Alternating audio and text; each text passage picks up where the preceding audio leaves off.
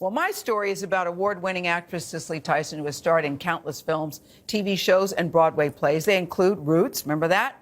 Trip to Bountiful, I saw that. The autobiography of Miss Jane Pittman, I watched it again over the weekend. And now in a new memoir, out today, it's called, look at this cover, guys, Just As I Am. I love this picture of her. The 96-year-old Tyson is opening up about her very impressive career and her personal life. So we met her in Harlem at the Abyssinian Baptist Church. That was her home church before the pandemic. And she talks to us about her legendary career, her love life, it's a doozy, and her process behind choosing roles. Whenever I'm offered a script, what I'm interested in when I get it is why me? Who was that character and why did they want me to play it? And when I get to the point where I feel like her skin has fitted my arm or my mind, then I know there's something about her. As a little girl, what were your dreams?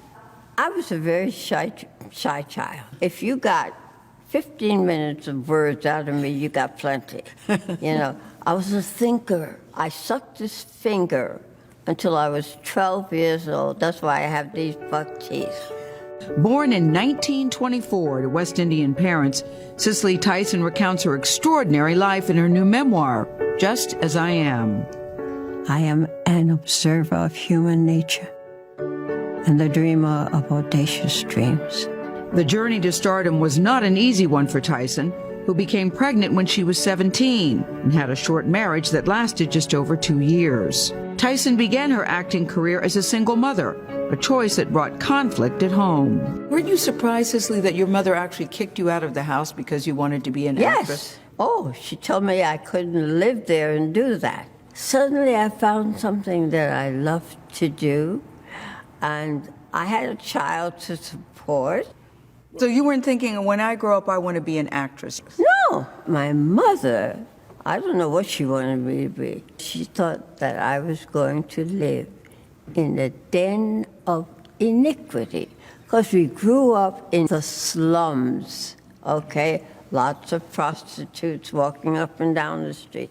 And that's all she knew about movies. Her mother eventually came around, and their connection is a strong one to this day, especially in this church. And I feel that her spirit is here. And so I bought this pew in her name. So this was a way to honor her. That's right. Tyson made her on-screen debut at 31 in the 1956 film Carob Gold. Shortly after that, she enrolled in an acting school run by Paul Mann, a well-known acting coach. She found herself alone with him after her first class, and she writes about a traumatic encounter. He said, "Excuse me, Miss Tyson, I'd like to talk to you." So I turned around and came back, and before I knew it, he pulled me down. And he was touching you and groping you? Yes. No, what he wanted me to do was something worse than that. I thought about the whole incident when I got home. And, you know, I never shed a tear about that until this moment. All these years later, it still affects you that way. The whole thought that you could go out innocently to achieve something, and it turns out to be something so vulgar and coarse and demeaning to you as a young black woman. But I made up my mind then that I went there for a reason, and that reason had not changed. It sounds like a Me Too incident before we were even calling it Me Too. And some people would say, but why did you go back? And to that you say, I went back to get what I was told I needed in order to achieve what I wanted. And I think of the many young black women who go through that and are devastated by it, and it kills their dream. I was not going to let that happen to me. Through her sheer determination, her talent blossomed and landed Tyson the headlining role of Rebecca in Sounder. You got your low-life job, Mr. Sheriff. The 1972 film about a black sharecropper family. Bye, Daddy. Bye, sir. And a conversation with a white journalist about the movie pushed Tyson to find new purpose in her calling.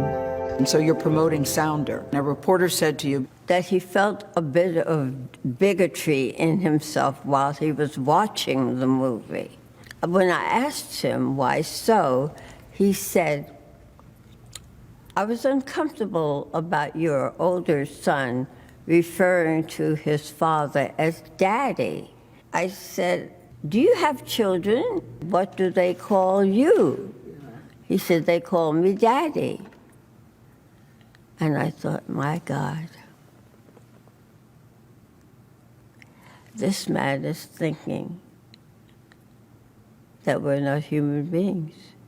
And I made up my mind that I could not afford the luxury of just being an actress, and that I would use my career as my platform. namely, you want black people to be seen as human beings. That's right. After playing over 100 roles on the stage and screen, Tyson has won 3 Emmys, a Tony, and an Oscar. This is the culmination of all those years of have and have nots. But beyond her public success, her memoir documents her love story with jazz icon Miles Davis. They were married for 7 years, but their romance spanned decades. Friends always wondered, why in the world are you with Miles Davis? Because you're right. He was unfaithful. He was abusive. You said Miles needed to be saved from himself, and you needed someone to save. Well, listen, people who hurt, it's always the person that is closest to them that they hurt. And I was in love with him. He was a beautiful human being. But you know what? On his deathbed, he wanted you to know that he was... Sorry. Tell Cicely I'm sorry. Was he the love of your life? Yes. Was he? But did you think you could never find love like that again? I haven't. You haven't. Have you been looking? No. I'll ask you this. What does it feel like to be 96 and a legend, Miss Legend? I'm amazed every single day I live. Do you feel like you have more to do? Yes, that's why I'm still here. I mean, what my life became is not what I expected. I had no idea that I would touch anybody. When the time comes, what do you want us to remember about you? I've done my best. That's all. Oh, she Wow. gives me chills. I just adore her. She really is royalty to me. And it was so, I could have talked to her all afternoon. When we talked about Miles, I love this. She said, hostility and devotion can live side by side. I love that. Sometimes love is not always born of logic. And when I said, you know, what do you really need? What do people need? She said, well, I will talk as a black woman. You need cayenne pepper, a stash of cash, and a quiet place. And Yeah. she's happy to say that she has all three. Yeah. All three. She's, in my eyes, she's always had incredible dignity and Yes. resilience, She and you've has. always felt it whenever she spoke. She has, and you know, she said, I grew up, you know, people calling me nappy-headed and shy and withdrawn. But now, you know, you see her, she's very beautiful, she's regal. She said early on in her career, they told her that she should get braces for the teeth she says are bucked, and she said, no, I like how I look. Yeah. She has such a deliberate and powerful way of Yes. speaking. Each Yeah. word is Yes. just set down like a Yes. sidewalk, and you come to the end, and it's gorgeous. does. There's so many ways to take inspiration from her life, but I'm surprised that she was shy. Yeah. Yes, She I- found acting as a way to speak through others. That's a gorgeous idea. Yeah, she will say, I'm still kind of shy. I go, no, you're not. She goes, no, actually, I am. I spend a lot of time by myself. She has a small circle of friends. Tyler Perry's a very good friend of hers. I meant to say to Tyler, Tyler's in the book, she calls Tyler one of her jewels. So she has a small group of friends that she keeps very close. Yeah. Oh, and I said, you know, do you want other roles? She goes, yes. You know, somebody approaches me about a role, yes. It's better than sitting at home making butt prints. I love that. We've all done That's a that. philosophy. Yeah, that's a No more philosophy butt we all prints. need to follow.